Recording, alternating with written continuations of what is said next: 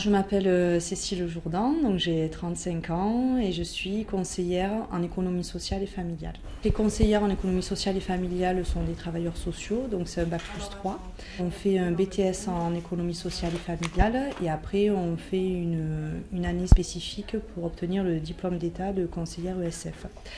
Pour ma part, donc le BTS, je l'ai fait en alternance, donc c'est-à-dire qu'en parallèle de ma formation, j'ai travaillé 2 ans en contrat de qualification dans un centre d'hébergement et de réinsertion sociale. Je vous propose aujourd'hui c'est qu'on fasse un petit peu le point par rapport au rendez-vous que vous avez eu avec le propriétaire.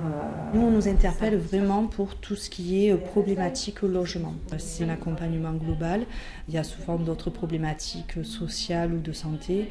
Donc effectivement, on a mené à parler de choses qui n'ont rien à voir avec le logement, mais qui forcément peuvent avoir, tout est en interaction, donc ça a forcément des incidences sur le logement.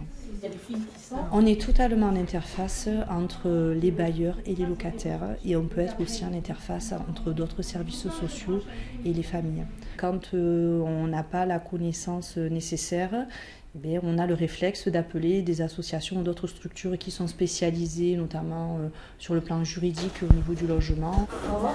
À bientôt, Madame merci.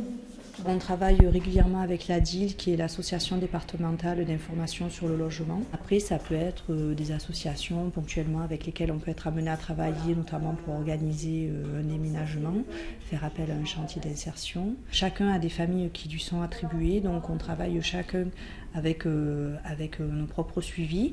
Maintenant, effectivement, on est une équipe, donc on n'hésite pas à échanger entre nous pour des échanges de conseils, d'astuces. Et donc là, on doit organiser le déménagement. Je ne sais pas trop comment m'y prendre, donc je voulais voir avec toi ce que tu en penses. D'accord. Il faut être curieux des autres. S'intéresser à l'autre, à son mode de vie, et puis aimer tout ce qui est relationnel, que ce soit avec les usagers avec lesquels on travaille, avec l'équipe comme avec les partenaires. Fiche de paye, contrat de travail, si vous avez payé le loyer, justificatif de paiement, éventuellement les coordonnées du bailleur si on estime qu'il faut l'appeler, voilà. Pour moi, il n'y a pas de routine. Parce que chaque famille, toutes les familles sont différentes, donc on en apprend tous les jours puisque chaque famille rencontrée, c'est une nouvelle problématique.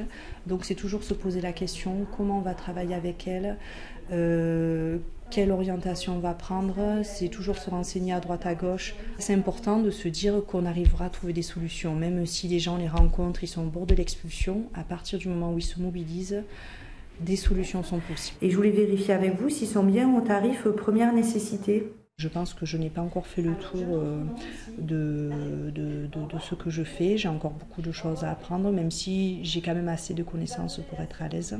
Mais moi, je me vois encore toujours effectuer ce travail dans les années à venir, il n'y a pas de souci.